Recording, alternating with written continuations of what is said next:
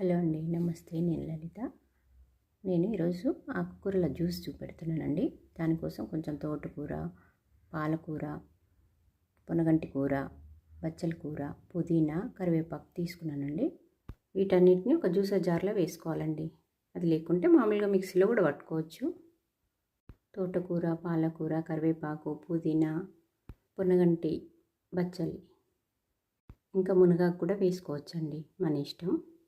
రోజు కొన్ని ఆకుకూరలు ఇట్లా తీసుకొని మనం మిక్స్ చేసుకొని జ్యూస్ లాగా పల్చగా చేసుకొని తాగాలండి. చిక్కగా తాగొద్దు, అరగదు. పల్చగా చేసుకొని డైలీ తాగొచ్చండి. డైలీ కాకుండా వారంలో 2-3 సార్లు తాగినా బూస్ట్ ఎనర్జీ ఇస్తుందండి ఇది. ఇందులో ఇంకా ఏం కల్పన అవసరం లేదండి. వాటర్ మాత్రమే పోసుకోవాలి.